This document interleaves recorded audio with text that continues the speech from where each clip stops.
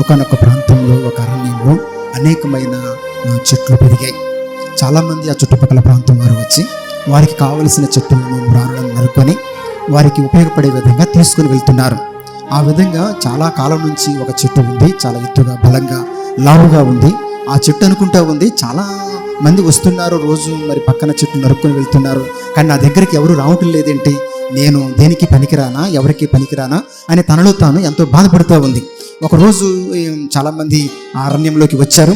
వచ్చిన తర్వాత నా దగ్గరికి కాదులే, ఎవరి దగ్గర పోలే అని అనుకున్న తర్వాత నిట్టూరు పూడుస్తూ ఉన్నప్పుడు వారు ఆ చెట్టు దగ్గరికే వచ్చారు. వచ్చి వారు మాట్లాడుకుంటున్నారు. ఏమనంటే, రక్షకుడైన యేసుక్రీస్తు ప్రభు వారిని సిలువ వేయటానికి మ్రానులుగా ఈ చెట్టు అయితే మనకి బాగుంటుంది, నరుకుదాం అని అనుకున్నప్పుడు ఆ చెట్టు ఇప్పుడు వరకు నేను ఎదురు చూశాను, ఎవరు నన్ను నరకట్లేదు, ఎవరు నన్ను తీసుకుని వెళ్ళట్లేదు, ఎవరికి నేను ఉపయోగపడలేదు అని నేను చాలా బాధపడ్డాను. అన్నిటికంటే అందరికంటే రక్షకుడైన యేసుక్రీస్తు ప్రభు వారిని మోయటానికే నన్ను నరుకుతున్నారు. నాకెంత ధన్యత, ఎంత దీవెన, ఎంత సంతోషమని ఆ చెట్టు సంతోషంగా అర్పించుకుంది. ప్రియమైన సోదరి స్నేహితులారా, అదే రోజు గొల్గొతా కొండ మీద యేసుక్రీస్తు ప్రభు వారు మ్రాను మీద సిలువలో వేలాడుతున్నారు. అతని కుడివైపు ఒక దొంగ, అలాగనే ఎడమవైపు మరొక దొంగ కూడా సిలువలోనే వేలాడుతున్నాడు.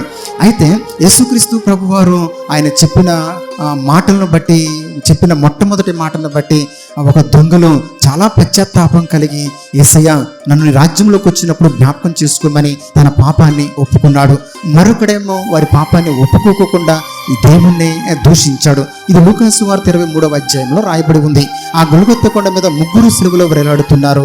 ఒకరేమో విమోచన క్రయధనము చెల్లించడానికి, అనగా పాప విమోచన క్రయధనము చెల్లించే ప్రభువైన యేసుక్రీస్తు ప్రభువారైతే, మరొకరేమో పాపాన్ని ఒప్పుకొని పరలోక రాజ్యంలోకి నాకు చోటుకు అని పశ్చాత్తాపడిన దొంగ అయితే, మరొకడేమో వారి పాపాన్ని ఒప్పుకోకుండా దేవుడిచ్చే ఆ పరలోక పట్టణాన్ని తృణీకరించిన మరొక దొంగ.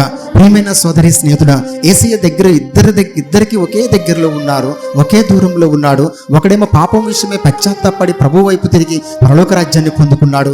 మరొకడేమో పాపం విషయమే పశ్చాత్తాపడకుండానే ప్రభువునే దూషించి ఆయన ఇచ్చే పరలోక రాజ్యాన్ని తృణీకరించుకున్నాడు.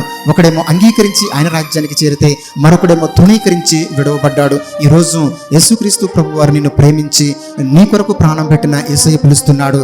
నన్ను అంగీకరిస్తావా, నా రాజ్యంలోకి చోటిస్తాను అని ప్రేమతో నిన్ను అడుగుతున్నాడు. ఈరోజు ఒక దొంగ వలె అంగీకరించి ఆయన రాజ్యంలోకి చేరతావా, తృణీకరించి పాపాన్ని ఒప్పుకోకుండా పాపంలో చనిపోయి పాతాళానికి వెళ్తావా? ఈరోజు నువ్వు పాతాళానికి వెళ్ళాలని యేసయ్య చిత్తం కాదు, పరలోక రాజ్యానికి వెళ్ళాలని, పాపక్షమాపణ పొంది పరలోక రాజ్యానికి వెళ్ళాలని దేవుని యొక్క సంకల్పం అయి ఉన్నది. ఆ ప్రేమ నీ మీద కూడా, నీ వద్దకు కూడా వస్తుంది. ఆయన వైపు చూద్దాం, ఆయన రాజ్యంలోకి వారసులుగా అవుదాం.